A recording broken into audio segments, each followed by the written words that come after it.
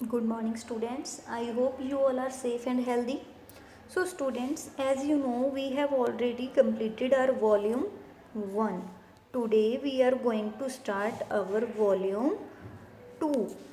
So, in volume 1, we have discussed lesson number 1 to 6, and in volume 2, we are going to start with lesson number 7, that is the coastal plains and the islands. तो बेटा ये क्या होते हैं जो मैंने आपको बता चुकी हूँ। कोस्टल प्लेन्स क्या होते हैं कि कोई लैंड के एरिया के मीन्स कि कोई ओशन के एरिया है या कोई सी है, उसके पास पाया जाने वाला लैंड का एरिया, उसको हम क्या कहते हैं, कोस्टल प्लेन्स कहते हैं।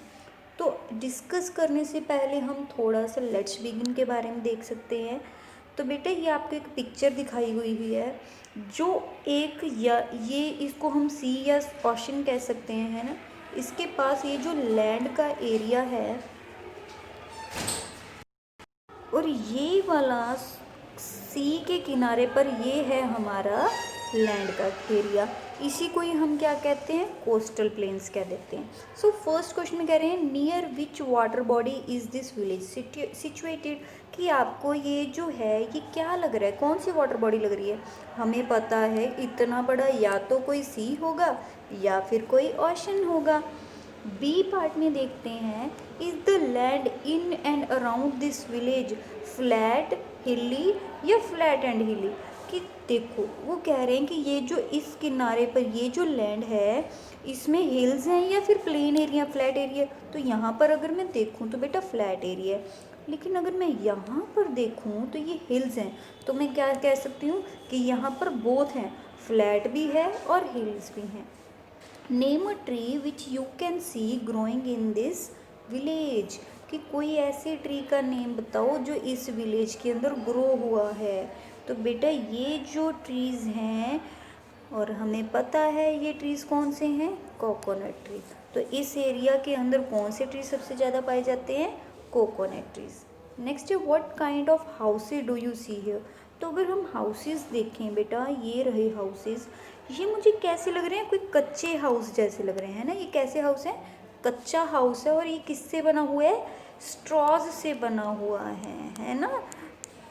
तो इनकी जो छतें हैं वो किससे हैं, स्ट्रॉ की हैं, और ये हाउसेस किससे बने हुए हैं, कच्चे हाउसेस हैं ये। नेक्स्ट है what work do you think people living in this village mainly do, कि आपको क्या लगता है कि इस विलेज में रहने वाले लोग मेनली क्या काम करते होंगे।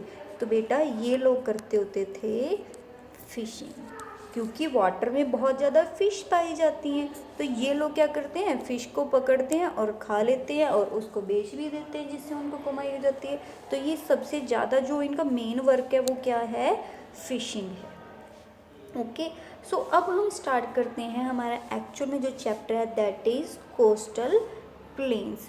तो कोस्टल प्लेन्स क्या होता है, किसी भी सी या ओशन के पास में जो लैंड का एरिया होगा उस एरिया को कहते हैं कोस्टल प्लेन्स या फिर कोस्ट लाइन। ये जो इसका किनारा किनारा बनेगा, अब देखो जो जगह है ये सारी लैंड है, इसको तो मैं कहूँगी कोस्ट, लेकिन ये जो है ये वाटर है इसमें सारा, और यहाँ पर सारी लैंड है। इसकी जो बाउंड्री है बीच की, इस बीच की बाउंड्री को क्या कहा जाता है, कोस्ट लाइन कहा जाता है। ओके, सो बेटा जैसा कि हम पहले डिस्कस कर चुके हैं कि इंडिया के मैप के अंदर इंडिया पेनिनसुला है। पेनिनसुला मतलब ये 3 साइड्स से क्या है, वाटर से कवर्ड अप है। इधर है अरेबियन सी, इधर है बे ऑफ बंगाल, और नीचे है इंडियन ओशन। तो बेटा हमने देखा कि इंडिया के तीनों साइड्स पर क्या है, वाटर है।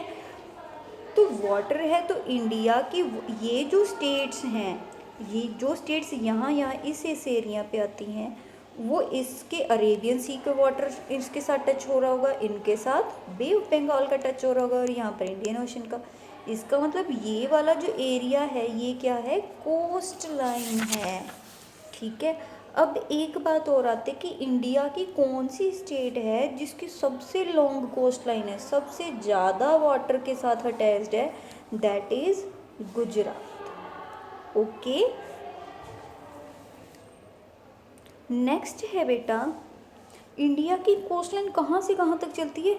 यहाँ गुजरात से लेकर वेस्ट बंगाल तक चलती है, लेकिन अगर स्टेट्स में बात करें तो सबसे ज़्यादा बाउंड्री गुजरात की है। ओके, उसके बाद ये वाली जो साइड है, इस साइड क्या है? अरेबियन सी। तो इस साइड की जो प्लेन्स, इस वाला एरिया में आ जाते जो स्टेट्स हैं वो अरेबियन सी के साथ टच हो रही हैं, जो इस साइड की हैं वो बे ऑफ बंगाल से टच हो रही हैं।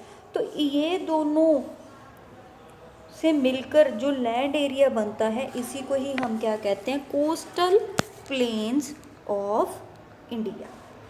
Clear students? आई होप आपको ये छोटा सा टॉपिक समझ में आ गया होगा। जल्दी से हम लेट्स ट्राई 1 करते हैं। लेट्स ट्राई 1 करने से पहले हम थोड़ा सा इसको डिस्कस कर लेते हैं। तो ये दे रखा है बेटा आपको कोस्टल प्लेन वाला एरिया। यहाँ पर स्टेट आ गई आपकी गुजरात, महाराष्ट्र, कर्नाटक, गोवा एंड केरला, राइट। तो ये जो 5 स्टेट्स हैं बेटा आपकी, ये किसके साथ टच हो रही हैं? अरेबियन सी के साथ। In which direction? In west direction. इस साइड अगर हम देखें, यहाँ से स्टेट्स स्टार्ट हो रही हैं, that is Tamil Nadu, Andhra Pradesh and Orissa, है ना। तो ये वाली जो स्टेट्स हैं ये किसके साथ बाउंड्री शेयर कर रही हैं? बे ऑफ बंगाल के साथ। कौन सी डायरेक्शन में? ईस्ट डायरेक्शन में। तो अगर मुझसे कोई पूछे कि ईस्ट डायरेक्शन में जो कोस्ट लाइन है उसमें कौन सी स्टेट्स आती है, तो मैं इनका नाम बोल दूंगी। अगर मुझसे कोई पूछे कि वेस्ट साइड में जो कोस्ट लाइन है उसमें कौन सी स्टेट्स आती है, तो मैं इन 5 स्टेट्स का नेम बोल दूंगी। उसके बाद बात आती है यूनियन टेरिटरीज की। इस साइड देखो यूनियन टेरिटरी कौन सी दिख रही है? पुदुचेरी। इस साइड अगर हम देखें हमें कौन सी दिख रही है? Dadar Nagar Haveli and Daman and Diu. Okay students, सो हम आंसर्स की तरफ बढ़ते हैं। आगे क्वेश्चन में हमें क्या कहा है? फर्स्ट क्वेश्चन है which coastal plains lies between Western Ghats and Arabian Sea, कि वेस्टर्न घाट और अरेबियन सी के बीच में क्या है? तो बेटा हमने पढ़ा था ये है आपका अरेबियन सी और ये वाले हैं आपके वेस्टर्न घाट। इन दोनों के बीच में क्या है? कोस्ट लाइन है। और ये कौन सी कोस्ट लाइन है? ये वेस्टर्न कोस्ट लाइन है। क्यों है वेस्टर्न? क्योंकि ये वेस्ट डायरेक्शन में है। क्लियर? नेक्स्ट है which coastal plain lies between Eastern Ghats and the Bay of Bengal. ठीक है, तो यहाँ पर भी हम देखते हैं ये रहे आपकी बे ऑफ बंगाल और ये रहे आपका ईस्टर्न घाट।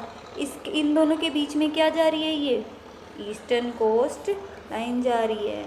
ईस्टर्न कोस्ट लाइन क्यों कहते हैं इसको? क्योंकि ये ईस्ट डायरेक्शन में है। वो भी कोस्ट लाइन, वो भी कोस्ट लाइन। जो वेस्ट डायरेक्शन वाली है उसको वेस्टर्न कोस्टल लाइन कह देते हैं, जो ईस्ट डायरेक्शन वाली है उसको ईस्टर्न कोस्टल लाइन कह देते हैं। नेक्स्ट है name the place where 2 coastal plains meet. अब ये पूछ रहे हैं कि यहाँ पर देखो इधर से वेस्टर्न कोस्टल प्लेन आ रहा है, इधर से ईस्टर्न कोस्टल प्लेन आ रहा है, यहाँ पर आके दोनों मिल गए हैं। तो ये पॉइंट जिस जगह पर ये दोनों मीट करते हैं उसको कहते हैं कन्याकुमारी। इसको कहते हैं कन्याकुमारी। नेक्स्ट देखते हैं डी पार्ट में which states in the western coastal planes, कि वेस्टर्न कोस्टल प्लेन्स के अंदर कौन कौन सी स्टेट्स लाई करती हैं। तो हम कह सकते हैं Gujarat, Maharashtra, Karnataka, Goa and Kerala. Okay students, next पूछ रहे हैं हमसे which states lie in the eastern coastal plains. I guess मैंने कोई क्वेश्चन छोड़ दिया।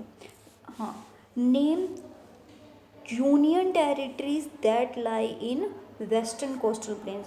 अब बेटे यहाँ पर 2 लिखा हुआ था, यहाँ पर 2 कट करके आपने 1 कर लेना है। क्यों ऐसा क्यों हुआ?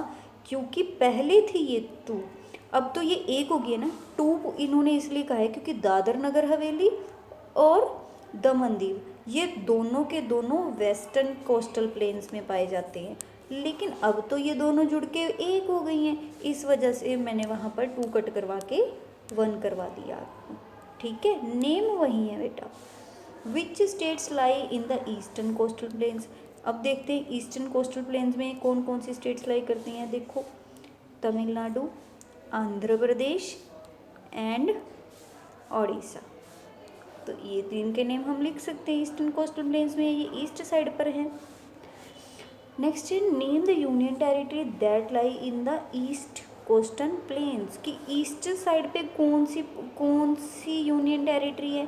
तो बेटा ये दिख रही है आपको रेड कलर में, ये कौन सी यूनियन टेरिटरी है और ये कौन सी डायरेक्शन में, ईस्ट डायरेक्शन में, और इसका नेम क्या है, पुदुचेरी। नेक्स्ट बेटा एच पार्ट में देखते हैं हम। एच पार्ट में हमसे पूछ रहे हैं which is broader, western coastal planes या ईस्टर्न कोस्टल प्लेन्स, कि ज़्यादा जो लंबी बाउंड्री है वो किसकी है, वेस्टर्न वाले की या ईस्टर्न वाले की। तो बेटा अगर हम मैप में देखें तो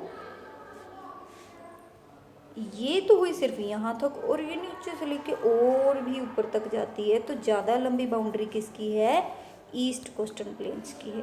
सो students I hope you all are clear with all this stuff. So students आपने इस टॉपिक को अच्छे से रीड करना है, वीडियो को देखना है एंड अपनी लेट्स ट्राई वन को कंप्लीट कर लेना है। Okay students, take care, bye bye.